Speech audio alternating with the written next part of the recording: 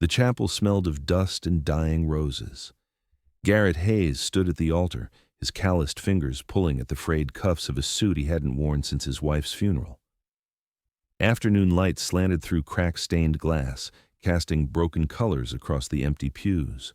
Only 3 witnesses sat scattered in the shadows. None of them smiled. At the far end of the aisle, a figure in white emerged. She moved slowly, deliberately, a porcelain mask concealing half her face. The visible half revealed nothing. No warmth, no fear, just skin pulled tight over sharp cheekbones and one gray eye that never blinked. Garrett's throat tightened. He didn't know her name until 3 days ago. He had never heard her voice.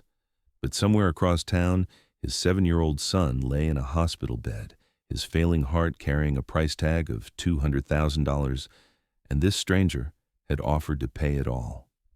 One condition, 1 year of marriage.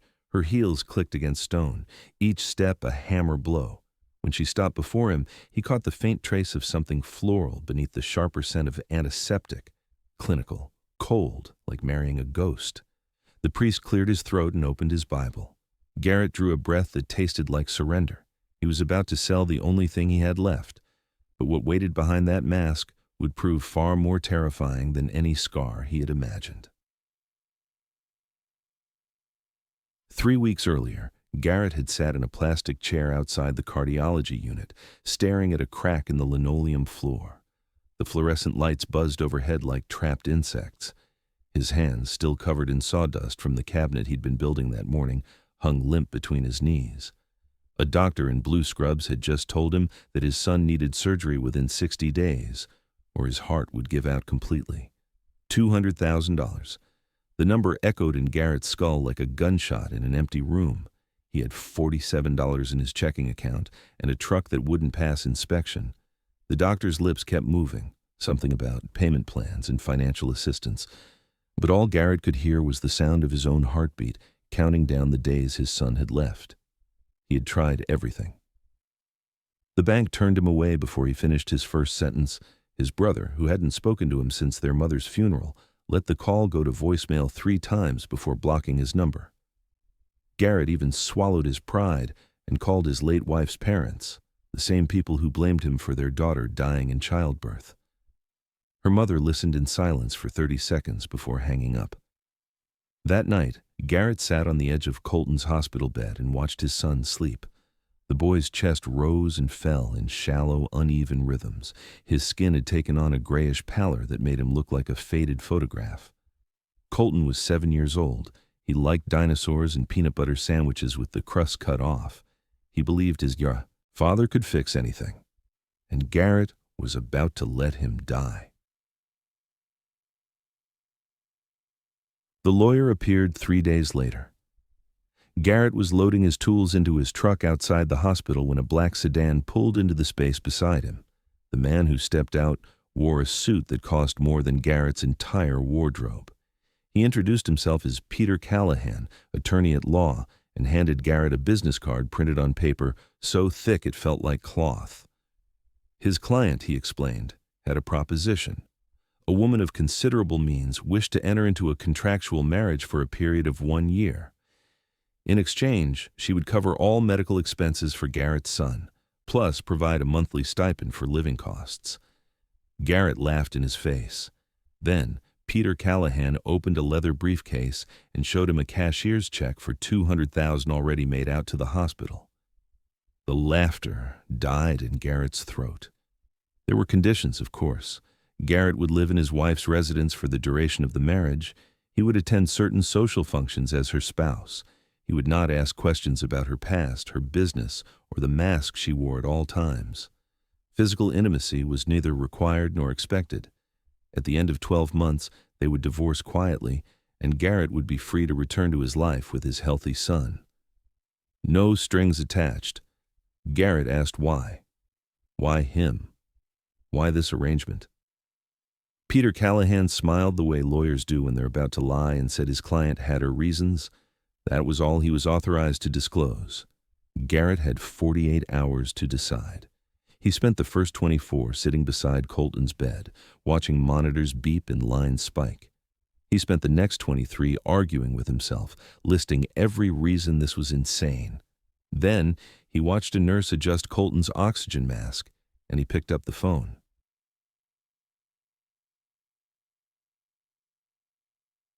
The wedding ceremony lasted 11 minutes. Garrett spoke his vows to a woman whose full name he'd learned only that morning. Rosalie Whitmore, 29 years old. No other details provided. When the priest pronounced them husband and wife, she did not lift her veil for a kiss. She simply extended one gloved hand, and Garrett shook it like they were closing a business deal. Which, he supposed, they were. A car waited outside to take them to her home. Garrett climbed into the back seat beside his new wife and watched the hospital disappear through the tinted window. Somewhere inside those walls, his son was already being prepped for surgery. The check had cleared that morning.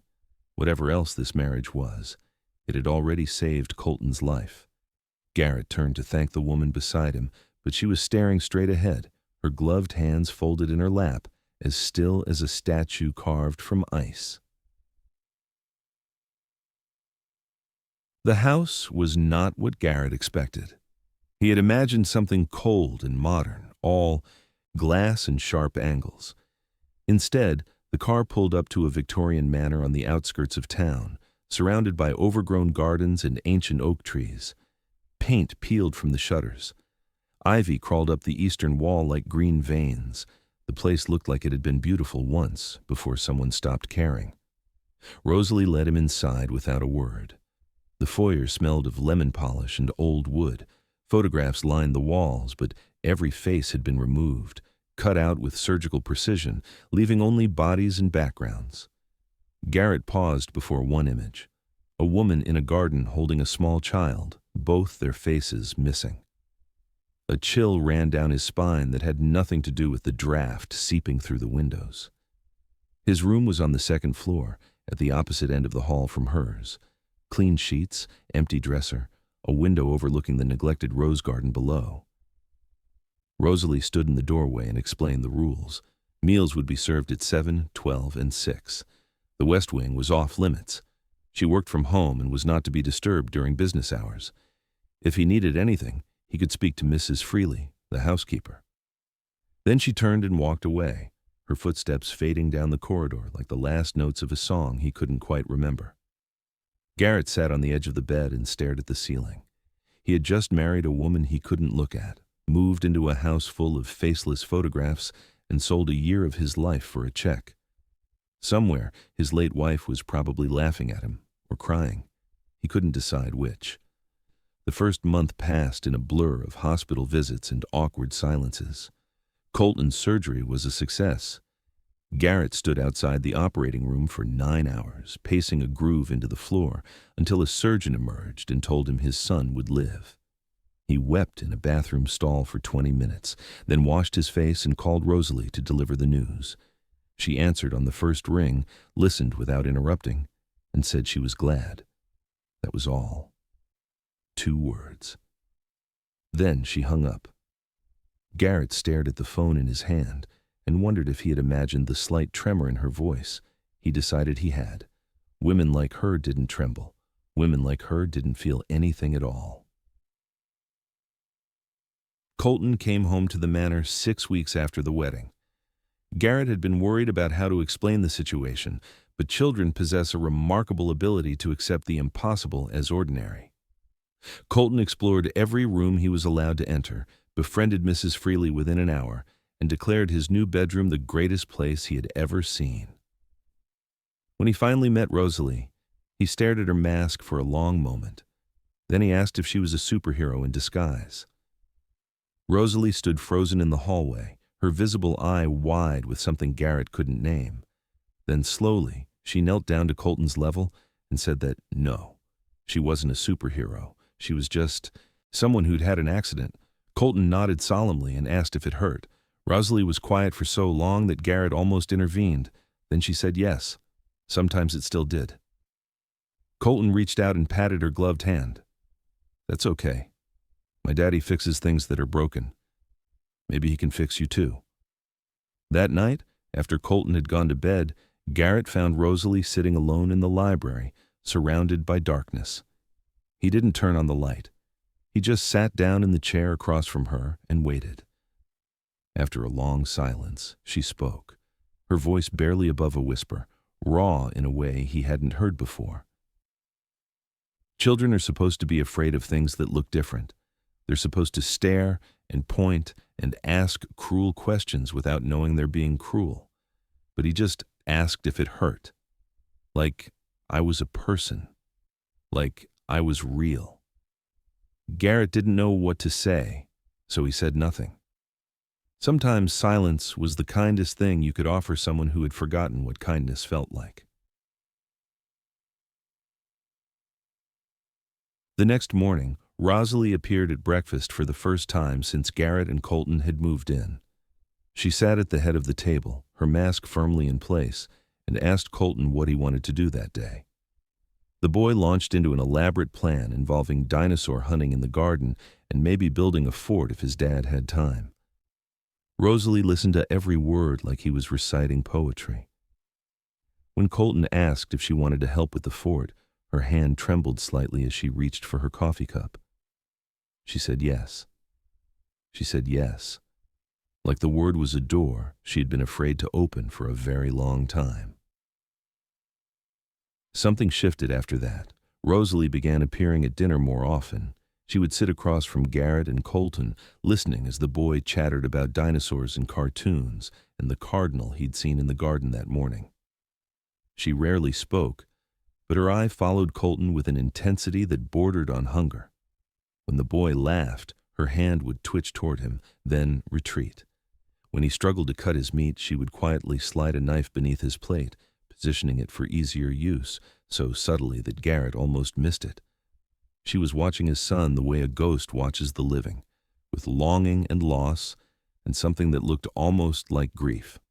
3 months in, Garrett woke at 2 a.m. to the sound of footsteps in the hallway.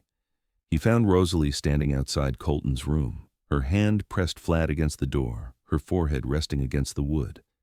She didn't seem to notice him.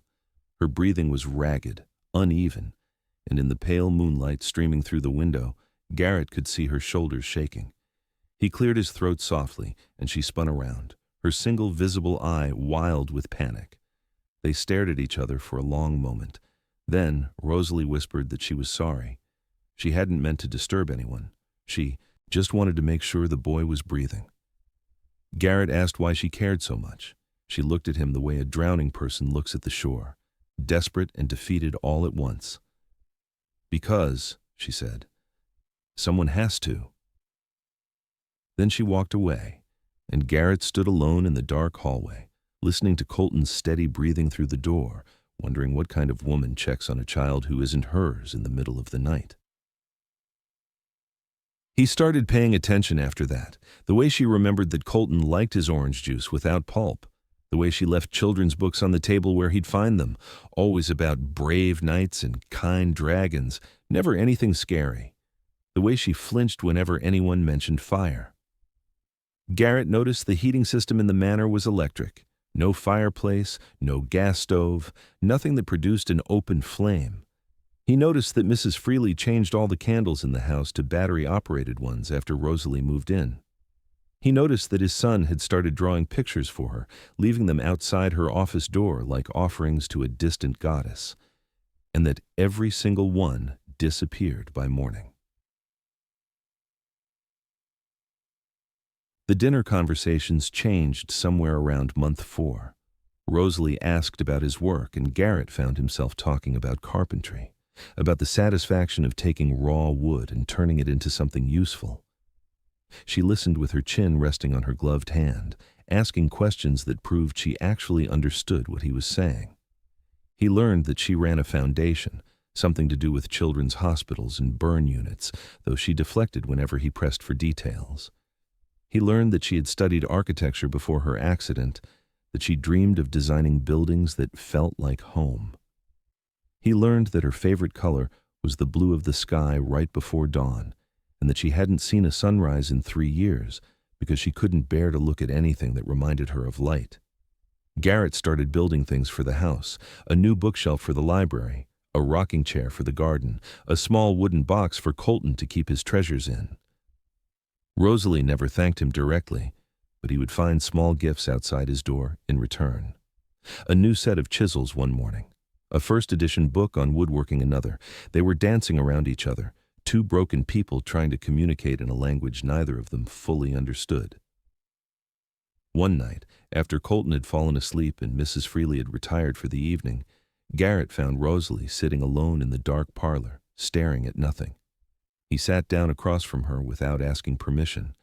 They stayed like that for an hour, not speaking, just existing in the same space. And somehow, that felt like more intimacy than Garrett had experienced in years. Mrs. Freely told him stories, when Rosalie wasn't around, about the woman she had been before the accident, brilliant and ambitious, heir to a pharmaceutical fortune she'd never wanted, determined to use her family's money to help children who reminded her of her own difficult childhood. She had been engaged once, Mrs. Freely said, her voice dropping to a whisper. A handsome man from a good family. He left 3 days after he saw what the fire had done to her face, packed his bags while she was still in the burn unit, and sent his apologies through a lawyer. Rosalie never spoke his name again. She stopped going outside. She stopped seeing friends. She stopped believing that anyone could ever look at her without flinching. And then one day, she saw a photograph of a little boy with a failing heart and a father who couldn't afford to save him, and something in her woke up. Month 5 brought a charity gala. Rosalie's foundation was honoring its donors, and as her husband, Garrett was expected to attend. He rented a tuxedo that fit poorly and stood at her side while strangers in expensive clothes whispered behind their hands. The masked woman and her carpenter husband. What a peculiar arrangement. Rosalie navigated the room like a general surveying a battlefield, her spine straight, her chin high, her visible eye cold enough to freeze anyone who stared too long.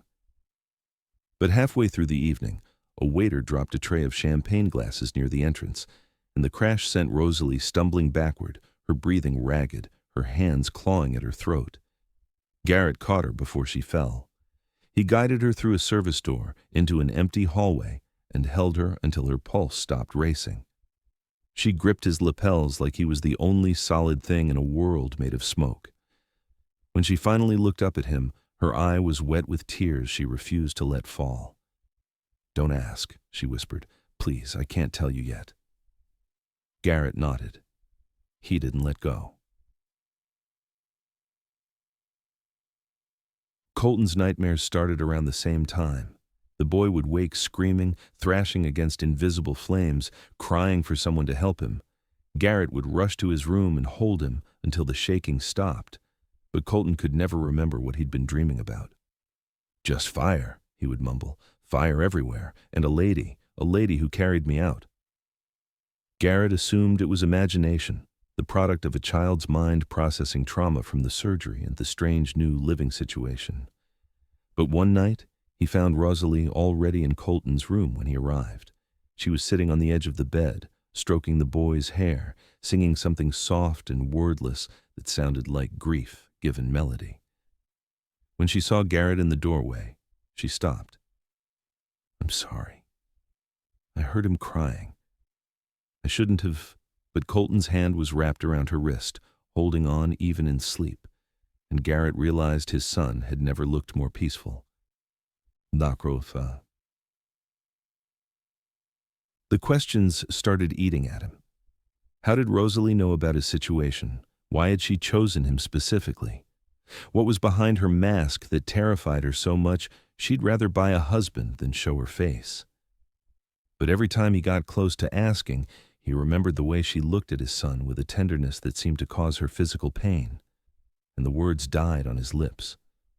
Whatever secret she was keeping, it wasn't born from cruelty. It was born from something far more complicated. Garrett knew about complicated. He knew about carrying guilt so heavy it bent your spine. He'd been carrying his own since the night his wife died, bringing their son into the world. Maybe that was why he stopped pushing. Maybe he recognized a fellow survivor. Month 7 changed everything. Garrett came home from a job site to find Rosalie sitting in the garden, Colton curled up beside her with his head in her lap.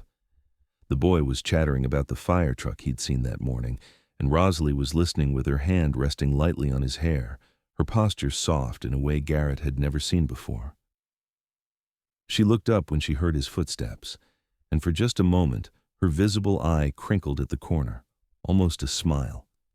Garrett's chest tightened in a way that had nothing to do with physical exertion. He had been telling himself this was an arrangement, a transaction, a temporary inconvenience he'd endure to save his son. But standing there in the fading afternoon light, watching his boy laugh in the lap of a woman whose face he'd never seen, Garrett realized he was in serious trouble. He was falling in love with a woman he'd never truly seen. Not her face, not her past, not the truth of who she was, just the way she moved through the world like she was made of glass, fragile and sharp at the same time. He started finding excuses to be near her, morning coffee in the kitchen when he knew she'd be there, evening walks in the garden when the light was soft and forgiving. He told himself he was just being polite, doing his duty as a contractual husband. But the truth sat in his chest like a stone he couldn't swallow. He was falling in love with a woman whose face he'd never seen. One evening, Colton fell asleep on the couch between them while they watched a movie.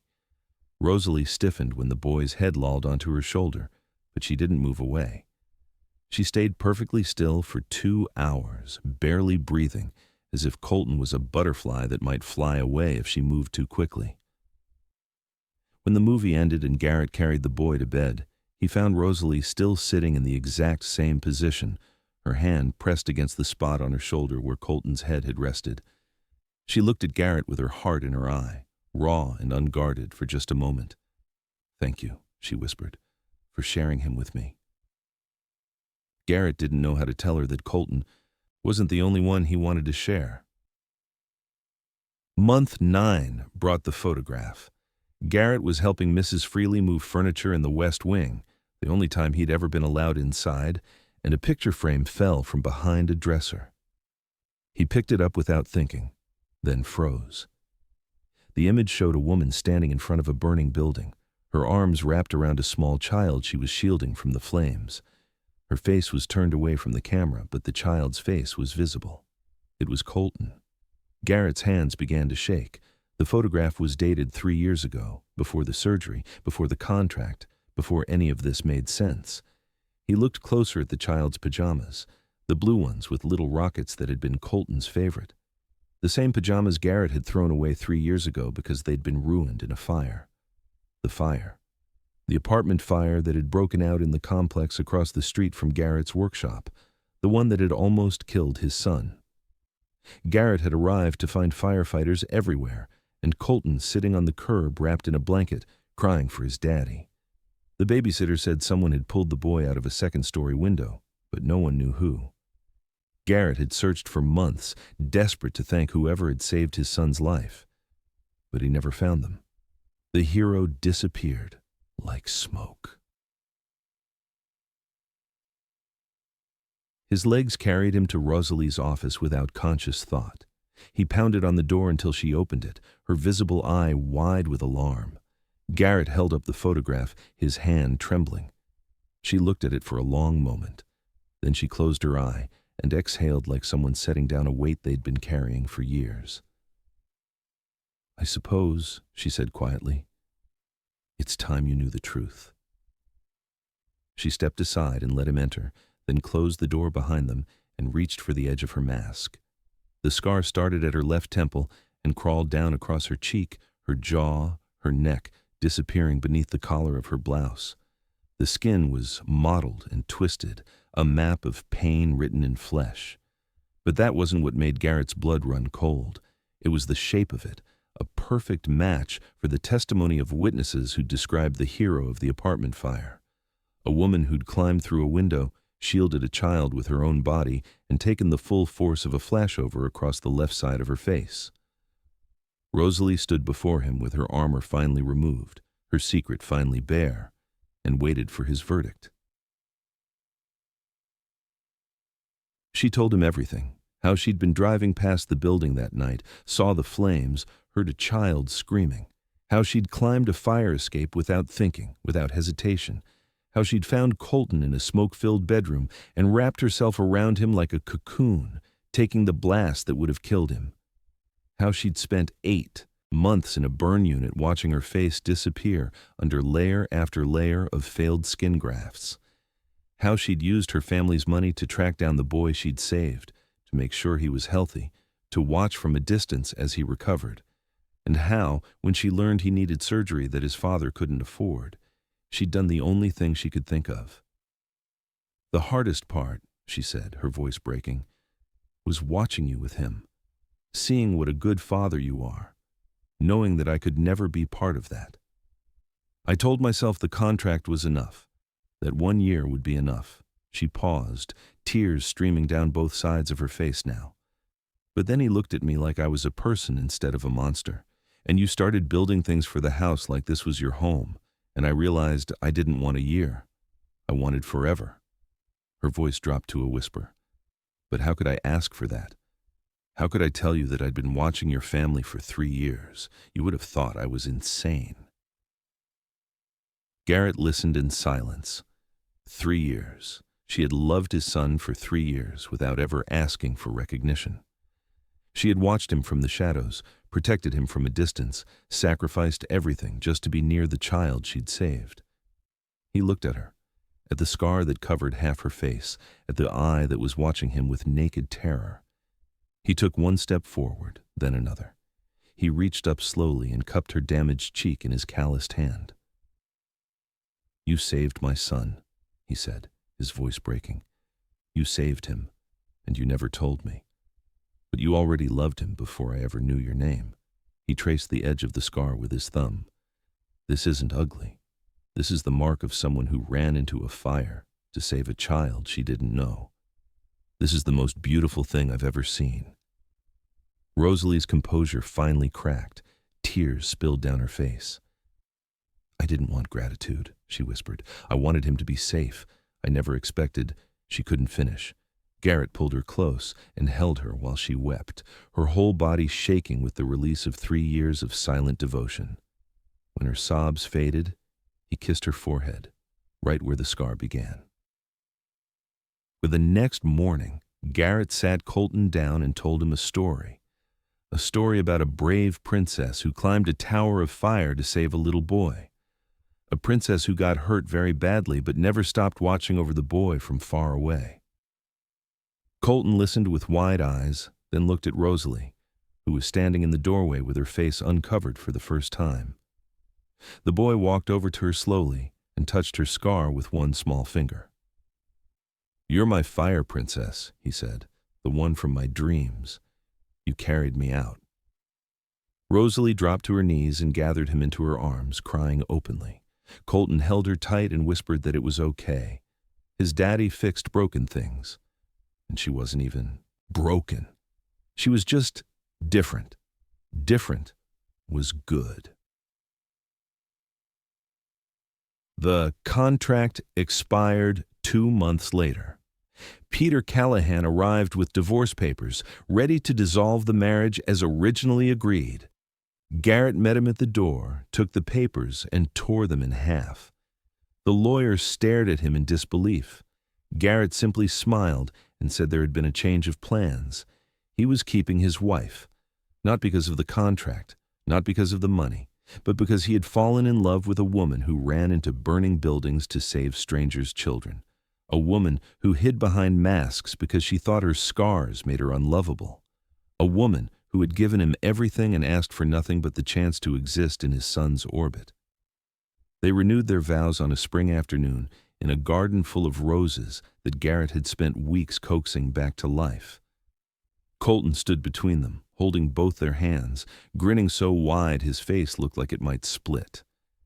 There were no witnesses this time, no lawyers or contracts or conditions, just a family forged in fire and healed by time, promising to stay together, not because paper said they had to, but because they couldn't imagine any other way.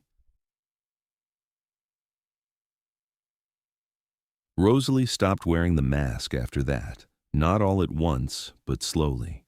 First at home, then in the garden, then at the grocery store, the library, the park where Colton liked to feed the ducks. People stared sometimes. She let them. Garrett would take her hand when he noticed her tensing, and she would squeeze back, drawing strength from his steadiness, his unshakable belief that she was beautiful exactly as she was. Colton started calling her mom 6 months later. It happened at breakfast, casual as breathing. "Pass the syrup, Mom." Rosalie froze with her coffee cup halfway to her lips. Garrett watched her face cycle through shock, disbelief, and finally a joy so pure it hurt to witness. She set down her cup, walked around the table, and hugged the boy so tight he squeaked. "I love you too," she whispered into his hair. "I always have." Colton just grinned and asked if there were more pancakes. Life, it seemed, had taught him not to make a big deal out of miracles. Years later, when people asked how they met, Garrett would smile and say it was complicated. Rosalie would add that she'd had to save his son from a burning building and marry him under false pretenses before he'd even look at her twice.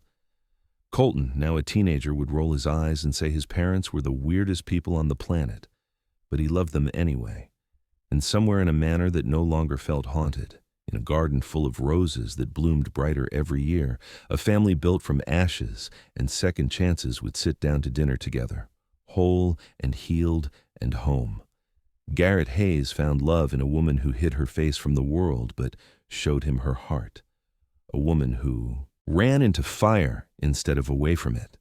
A woman who proved that the deepest kind of beauty isn't what you see when someone removes their mask.